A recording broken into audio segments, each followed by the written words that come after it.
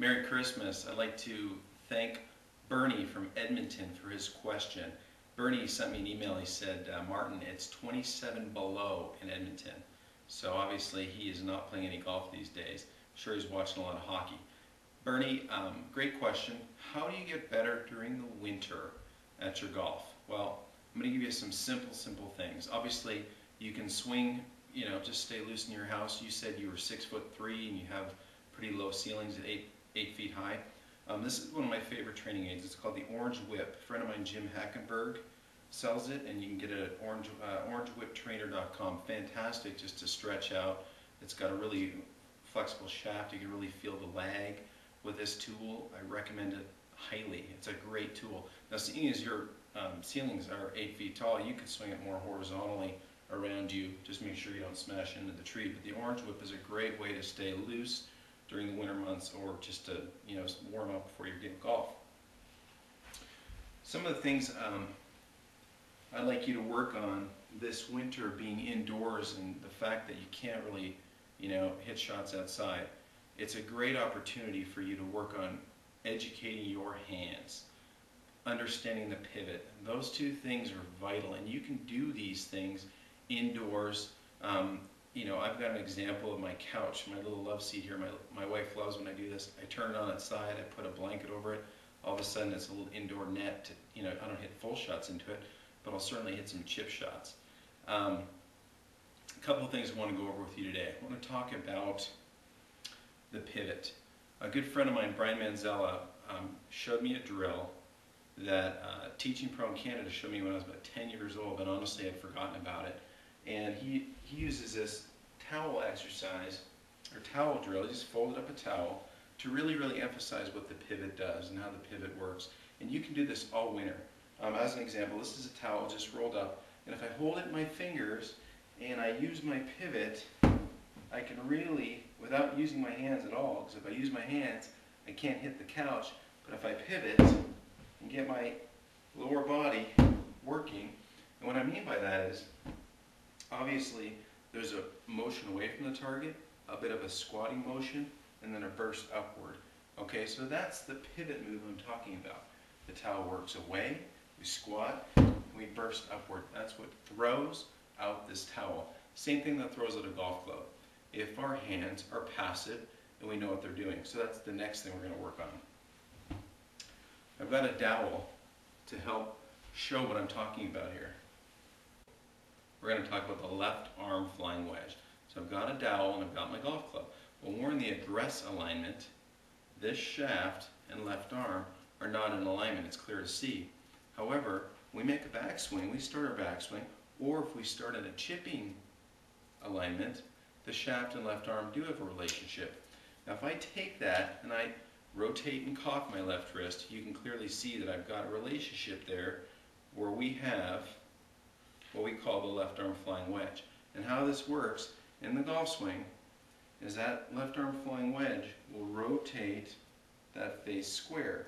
So you can fully see the left arm flying wedge, and as it rotates into impact, it starts to disappear. Okay? Well, the same thing holds true with the right arm. We've got a relationship right here between the shaft and the right forearm. This relationship can travel into a golf ball. So these are two opportunities to train your hands, and you can do this with a short chip stroke. So there's our address alignment where we don't have the shaft in alignment with the left arm. There's our impact alignment. There's our left arm flying wedge. So we can work this left arm flying wedge. What that does, you'll see that left wrist stays nice and flat.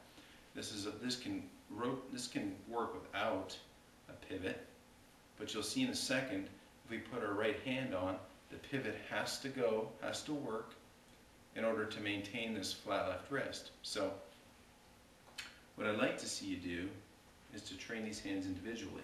So you can hit a little chip shot. This is the Tour Striker Pro, and I'm going to do a left arm only shot. Hit it into my couch here, and there's a nice flat left wrist. We can do the same thing with our right arm. There's the address alignment, there's the impact relationship. On my backswing, I have a greater bend in my right wrist. I'm going to let that pivot deliver that more acute angle into impact.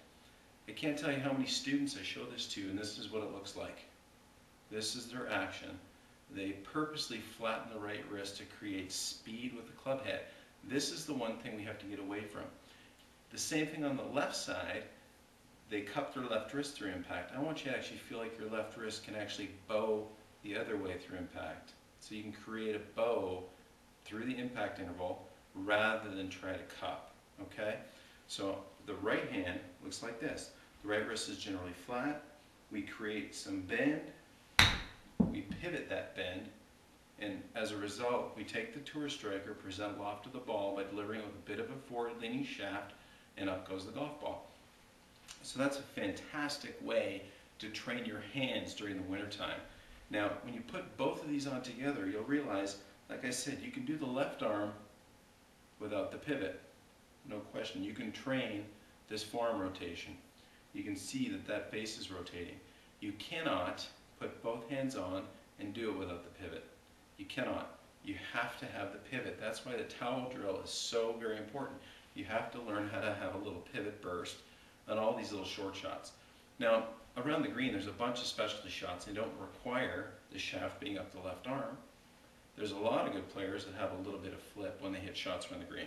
That's okay, but if you are trying to train great impact alignments and become a good striker, you should be very, very particular about these short shots and how you train your hands.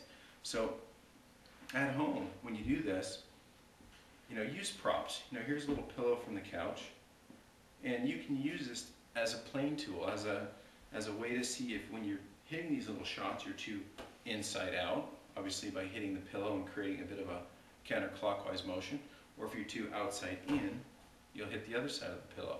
Understanding lag, okay, when you're doing these exercises, it's important to understand the lag concept. And here's a simple way to feel it. This is the simplest way.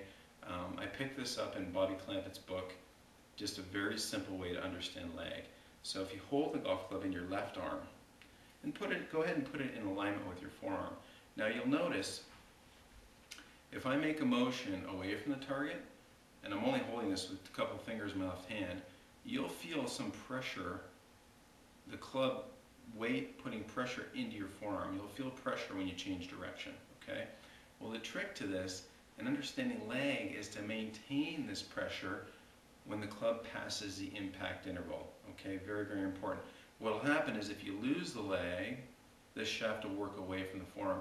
So this is a simple way to feel a way to sustain lag, and you can transfer that feel down into your hands so you can do it with a golf grip on there and understand how to pivot that lag. So Bernie, stay warm in Edmonton. Thank you very much for supporting Tour Striker. Merry Christmas to everybody out there, and please send me your questions and shoot me your videos. Glad to help. Have a great day.